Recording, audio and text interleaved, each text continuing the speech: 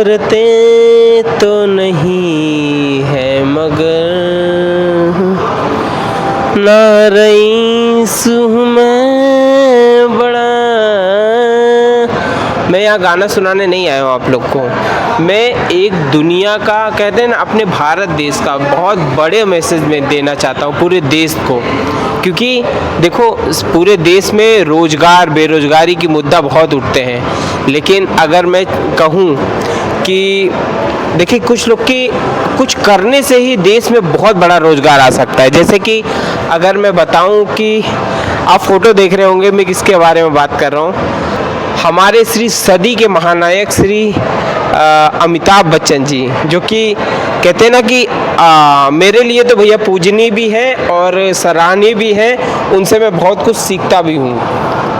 मैं उनके बारे में बताना चाहूँगा कि अमिताभ बच्चन जी कभी गांव नहीं गए, और गांव ना जाने की वजह से उनके गांव में बहुत से लोग, उनके अड़ोसी पड़ोसी और भी बहुत सारे यूट्यूबर हमारे गांव आते हैं और वो बच्चन जी का घर दिखाते हैं। जो कि उनका बच्चन जी का घर गांव में खंडर बना पड़ा है। और 2006 में जया बच्चन जी हमारे गांव आई थी, लेकिन गांव आके उन्होंने एक पुस्तकालय का निर्माण कराया हरिवंश राय बच्चन जी की याद में, ठीक है।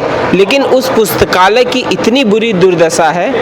और सबसे बड़ी बात, सबसे मेन बात जो कहना चाहता हूँ आप लोग को, अमिताभ बच्चन जी की छवि वहाँ खराब हो रही है। क्योंकि बहुत सारे यूट्यूबर आते हैं और गांव में कहते हैं कि ये देखो बच्चन जी का पिताजी का पुस्तकालय है, जो कि खंडर बना पड़ा है। और उनका परिवार भी रहता है वहाँ पर। वो भी कहते हैं कि हम उनके परिवार के हैं, हम उनके परिवार के हैं। तो कहीं ना कहीं जितने यूट्यूबर आते हैं वो एकदम निगेटिव वीडियो बना के ले जाते हैं। तो ये मैसेज जो मैं बना रहा हूँ ना, ये सिर्फ और सिर्फ अमिताभ बच्चन जी के लिए बना रहा हूँ कि दादा, आप ज़िंदगी में कुछ ऐसा काम करके जाइए कि आपको लोग याद करें, ठीक है।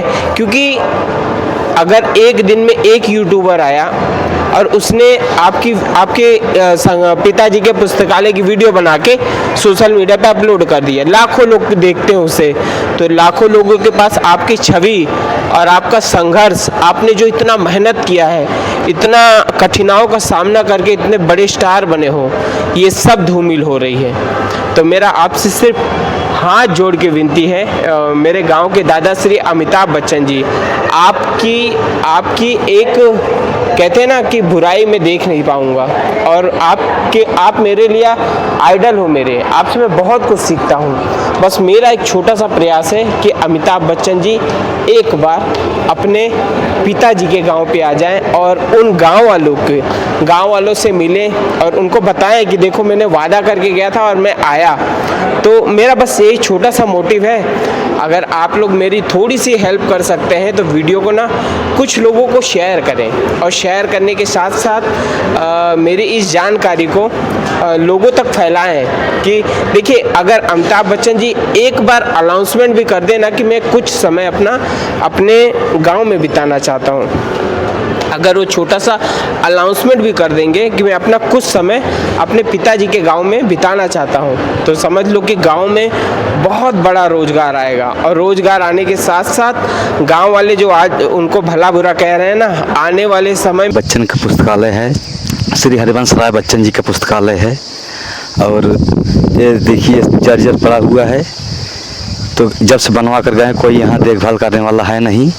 तो हम चाहेंगे कि अगर हमारी बात यूट्यूबर के माध्यम से श्री अमिताभ बच्चन जी के कानों तक अगर मेरी बात जाए, तो मैं उनसे यही कहूँगा कि यहाँ आकर कुछ हमारे गांव के लिए ये अपना जो हरिवंश राय बच्चन पुस्तकालय बना हुआ है, इसको थोड़ा मरम्मत करवा दें। और जो है गांव वालों को भी तमन्ना भी है कि गांव में आए, एक बार अमिताभ बच्चन आए, कम से कम एक बार गांव की देवी के दर्शन हो जाए, वो भी दर्शन कर ले, और हम लोग चाहेंगे कि हम लोग भी दर्शन उनका कर लें। यही कहना चाहेंगे। आपने कभी देखा है कि नहीं उन्हें? नहीं, असल लाइफ में नहीं देखे हैं, पिक्चर में देखे हैं। पिक्चर में देखे जी। पिक्चर में तो बहुत लोग, हाँ, पिक्चर में तो बराबर दिखाई पड़ते हैं। अक्सर उनकी पिक्चर देखता भी हूँ मैं। अच्छा, तो देखते हो? जी, बाकी रियल लाइफ में नहीं देखा है। रियल लाइफ में नहीं? तो ये उनका गांव है? हाँ, उनका गांव है। उनके गाँव में तो कभी वो आए नहीं। कब नहीं आए, उनके पूर्वजों का गांव है ये।